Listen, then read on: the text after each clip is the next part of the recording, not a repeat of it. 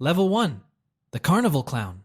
The most dangerous right hand in professional boxing belongs to a guy who got knocked out by a carnival mascot before he ever set foot in a gym. That's you, not in some amateur tournament, at a county fair on your anniversary on a Saturday. Because your girlfriend wanted a fine dining restaurant and you were too broke, so you brought her to a fairground instead. You are 23! Forklift operator. You see the boxing booth last 60 seconds with the bear and win $100. You talk trash to the guy in the bear suit loud enough for the line to hear, and your girlfriend is looking at her phone. You pay the $20. The bear drops you with one punch you do not see coming. Your girlfriend is filming. She goes home with the mascot that night. She does not block you afterward. That is worse. The video hits 2.3 million views on TikTok. A retired boxer watches it 11 times. Not the punch the 3 seconds after when you got up and walked toward the bear instead of toward the exit. He sends a DM. Tuesday, 6 a.m.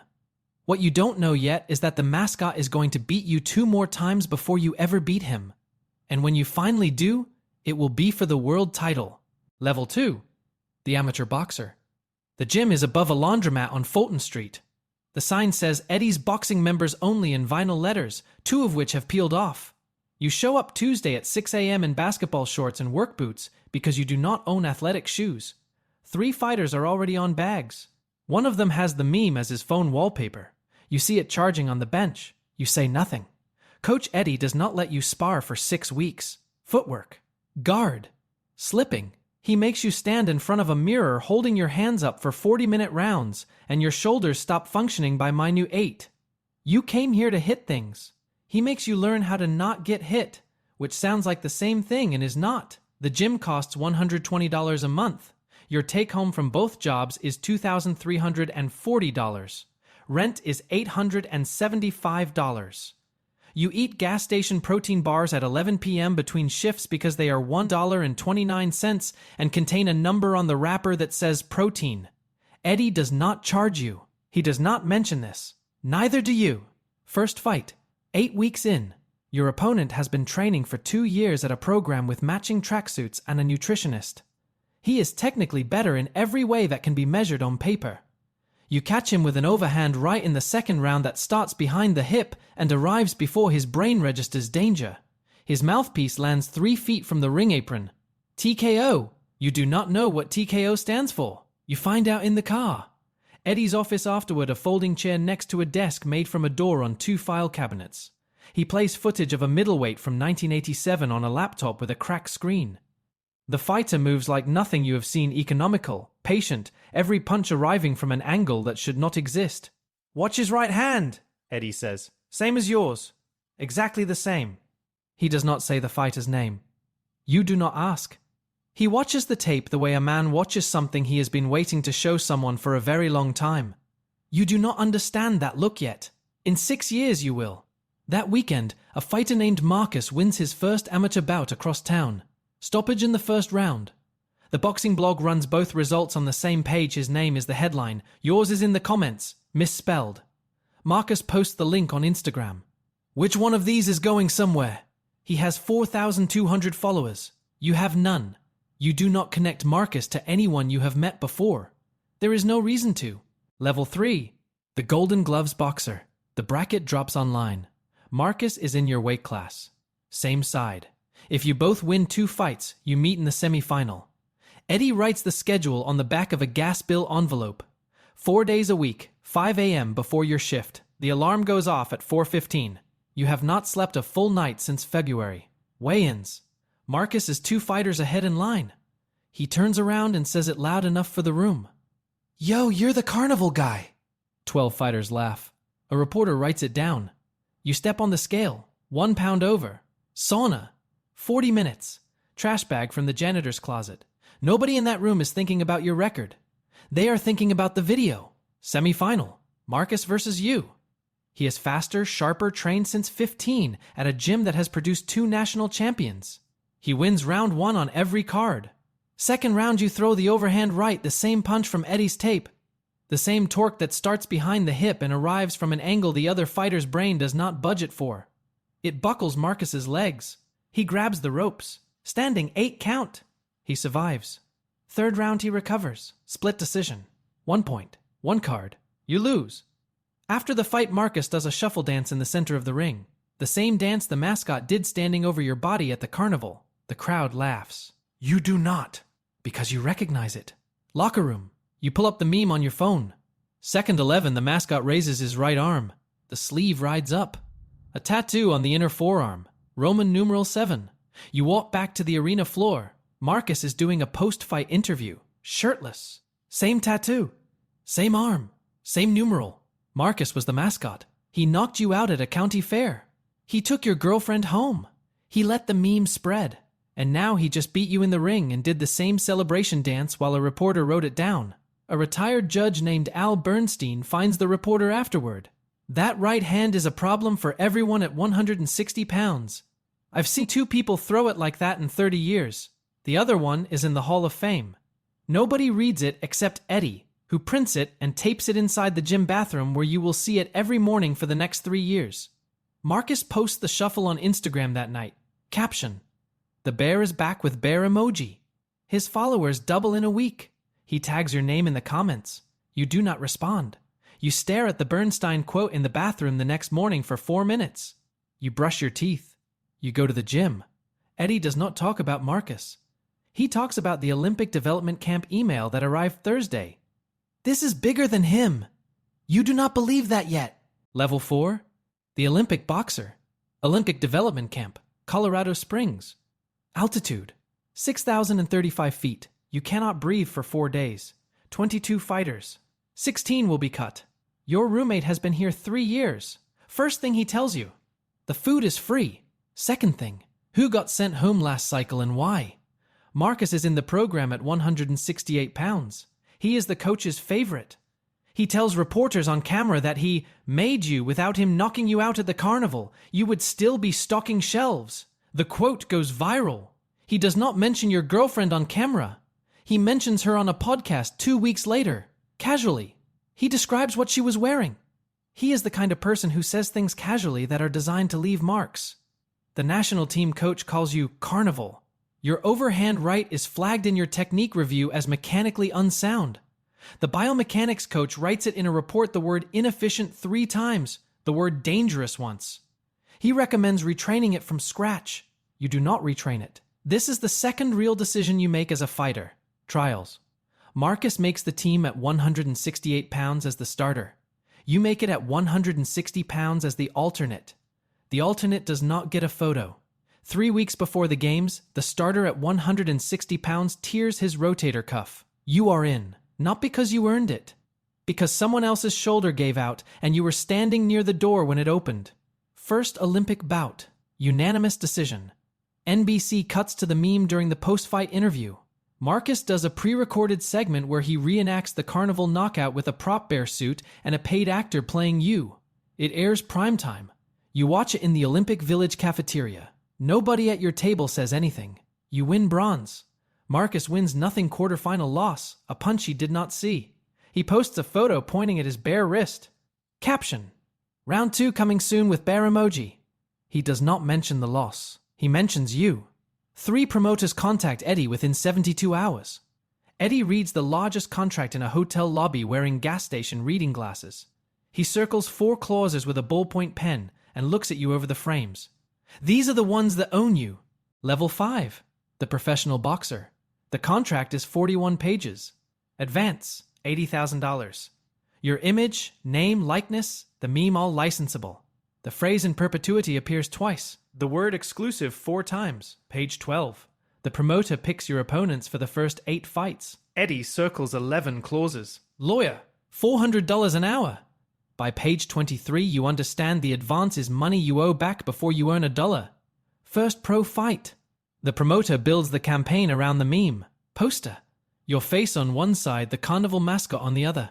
Tagline from carnival clown to contender. Page 9, subsection C, promoter retains creative control. ESPN Plus. Pre-fight package plays the meme 3 times.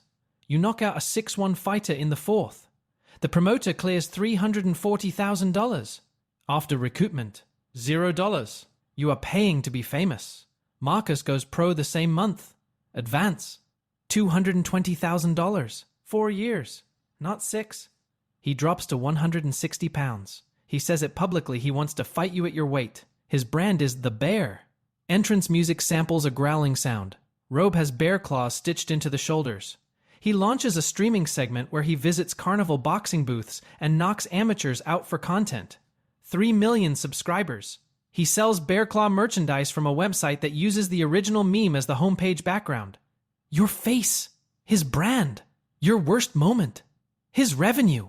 Eddie cannot corner you at the next fight. State Athletic Commission requires a licensed cornerman with certifications Eddie never obtained because he ran a gym above a laundromat for 27 years. Not a sanctioned program. Eddie watches from the nosebleeds on a ticket he paid $35 for. You win by decision. Worst you have looked since the amateurs. Fight 6. Your promoter schedules you against Marcus, regional eliminator. You have studied every frame of his technique, his jab setup, his footwork cadence, how he loads the right hand. You throw the overhand right in the 4th round. He slips it. Because he has felt that punch buckle his legs before. Because he was in the bear suit when your body first learned to throw it. He knows where it starts. He stops you in round 7. TKO. Marcus stands over your body and does the shuffle.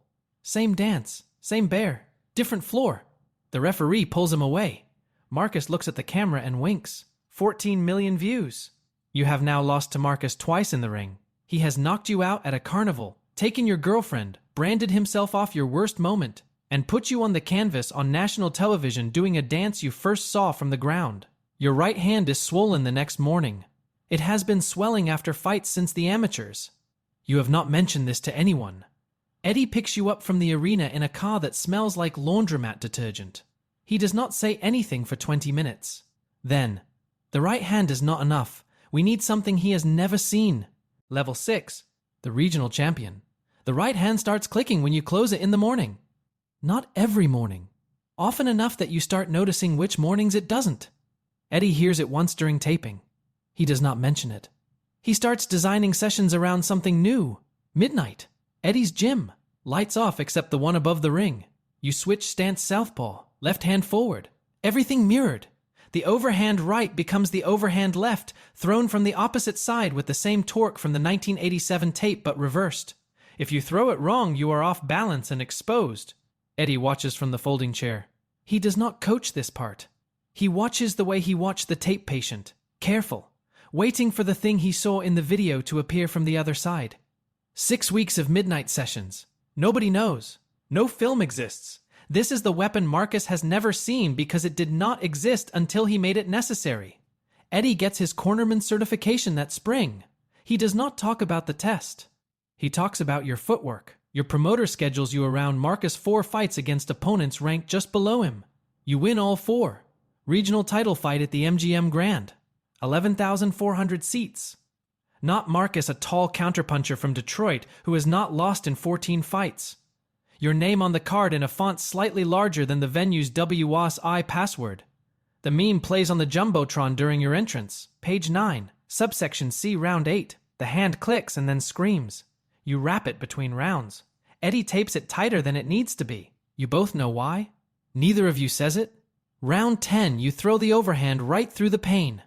TKO, regional champion. 11,000 people standing. Eddie in the corner with tape on his fingers and tears he does not mention and will not mention afterward and will not mention ever. The belt is heavier than it looks on television. This gets its full moment because everything that follows requires that what happened in round 10 was the actual thing. Post-fight X-ray. Hairline fracture, 4th metacarpal. The fracture has widened from damage that was already there. The doctor uses the phrase surgical intervention and keeps talking and you stop processing because those 2 words are doing enough work on their own. Your promoter emails at 11:47 p.m., 14 minutes after the fight. Subject line. Next steps. Marcus holds the WBC world title now. He won it 2 months ago, stoppage in round 4. He did the shuffle over the body of the former world champion on pay-per-view. 22 million views. His belt. His brand. His dance. The same dance you first saw from the ground at a county fair. The math does not work. The promoter does not mention the math. Level 7. The national champion. Surgery. 8 screws in the right hand. Recovery. 12 weeks minimum. The national title eliminator is in 22 weeks. Your promoter moves it up 3 weeks without telling you. You find out from a push notification. Eddie calls the promoter. 4-minute conversation. He does not tell you what was said.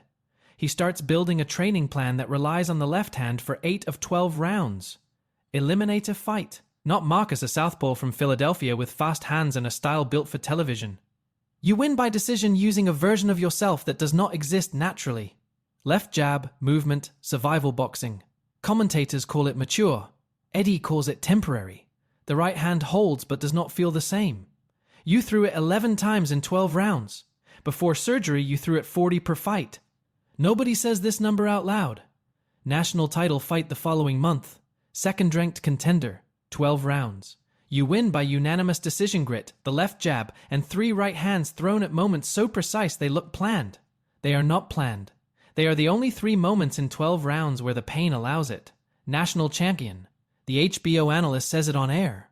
I have covered boxing for 26 years. 3 right hands in 12 rounds and each one changed the fight. That kind of timing does not come from training. It comes from desperation that learned how to think. You are now the WBC mandatory challenger. The world champion is Marcus. Marcus posts a video from his gym. He is shadowboxing in the bear costume. Caption: The carnival clown wants the belt with bear emoji. 6 million views. He does an interview where he says he will retire you the way he started you, one punch, flat on your back, the crowd filming vertically. He says it smiling. He always says it smiling. He says your ex-girlfriend called to wish him luck. He does not confirm whether this is true. He does not need to. The damage is in the doubt. Eddie does not watch the interview. He watches the 1987 tape on the cracked laptop for the 47th time. He says, he has never seen the southpaw. He has never seen the left hand. He has studied every frame of your right. He has 0 frames of your left. That is the fight. Your hand clicks every morning. The screws do not dissolve. The midnight sessions continue. The leftover hand. The weapon that does not exist on film. The WBC announces the mandatory title fight. Marcus versus you. The promotion calls it the bear versus the carnival clown. They sell the poster with the meme on one side and Marcus in the bear suit on the other. Both images are from the same night. Neither of you has forgotten it. Level 8. The world champion. Training camp. Big Bear, California. 6,752 feet. 3 weeks in. Eddie sits down during pad work. Does not get back up for 4 minutes. He says it is the altitude. It is not the altitude. Stress test scheduled for Tuesday. Results come in an envelope he puts in his jacket pocket and does not open in front of you. He continues running pads the next day. You ask him once if he should be here. I've been waiting 31 years to corner a world title fight. The heart can wait. He says it like someone reading a grocery list who happens to be telling the truth about the only thing that matters to him. Marcus's pre-fight press conference. He brings the bear suit, puts it on the table between the microphones. Says, this is where it started and this is where it ends. One punch. Same as the carnival. The room laughs. You do not. You have heard the dance, the growl, the wink, the caption, the podcast, the streaming show, the costume, the Instagram tag for 6 years. You say nothing at the press conference. You have never said anything. That is the difference between you and Marcus. He needs people to watch. You need to win. Fight night. T-Mobile Arena. Las Vegas. 18,400 seats. The ring walk is 90 seconds. The meme does not play. You requested it in writing one clause, negotiated by the lawyer who costs $400 an hour. For the first time in your professional career, the promoter honored it. For 90 seconds you walk toward the ring, and nobody in that building is thinking about a carnival. Marcus enters wearing the bear robe, claws on the shoulders, growl on the speakers. The crowd loves it. He has always known how to be loved. He has never known how to be respected. That is his mistake, and you know it now, because you have lost to him enough times to understand what he does and does not see. He does not see patience. He does not see quiet. He sees the overhand right because the overhand right is loud and desperate and comes from anger. Everything Marcus knows how to beat comes from anger. Rounds 1 through 10. You box his ghost. Left jab, movement, the style commentators called mature and Eddie called temporary. Marcus is ahead on 2 of 3 cards. He is boxing the version of you that throws the right hand 40 times a fight. That version has 8 screws and a click every morning. That version is not here tonight. Round 11. You switch stance, southpaw. The midnight sessions. The weapon with no film. You throw the overhand from the other side left hand, mirrored mechanics, the 1987 tape reversed. Marcus has never seen this. Not on film. Not in the ring. Not in the bear suit. His brain does not send the signal in time. He drops. Gets up at 8. You throw it again. He does not get up. Knockout. Round 11. World champion. Eddie is in the corner, crying in a way that uses no sound. His hand is on the rope. The stress test envelope is in his jacket, hanging on a folding chair 6 feet from the ring apron. Neither of you knows what it says. Marcus is on the canvas. He is not doing the shuffle. He is not winking at the camera. He is staring at the ceiling the same way you stared at the carnival tent 6 years ago. You do not stand over him. You do not dance. That is the difference, and it always was. Marcus sends a text that night. 2 words. Deserved it. You read it once. You do not reply. You sit in the locker room for 40 minutes after everyone leaves. The belt is on the bench. It is heavier than it looks on television. You do not know what your fighting style is anymore without someone you are trying to beat. Level 9. The retired boxing legend. 18 months later. 3 defenses. 2 hand surgeries. You wake up on a Wednesday and your right hand is numb from the elbow down. 11 minutes to come back. You time it because you have started timing it. The neurologist uses the word cumulative in a sentence you stop processing after the first word. Retirement press conference in the gym above the laundromat on Fulton Street. Vinyl letters replaced. Eddie's world champion trained here. Eddie is in the folding chair. The stress test results 18 months old are taped to the wall next to the Bernstein quote from Golden Gloves. A nurse opened the envelope at a routine checkup 3 months after the fight. Eddie's heart was fine. The heart was always fine. Everything else was the problem. You open your own gym. 12 blocks from Eddie's, in a space that used to be a check-cashing store. 6 fighters. All amateurs. None of them has been on television. You teach them the overhand, right, the real one, from the 1987 tape. The punch the Olympic biomechanics coach called mechanically unsound, and a retired judge compared to a Hall of Famers. You teach it the way Eddie taught you. Mirror first. 40-minute rounds. Shoulders burning by minute 8. The tape still plays on the cracked laptop.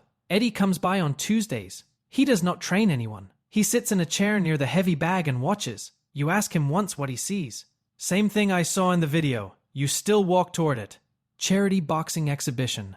A carnival, 3 towns over from the one where it started. Boxing booth. Different mascot, different suit, same $20 entry.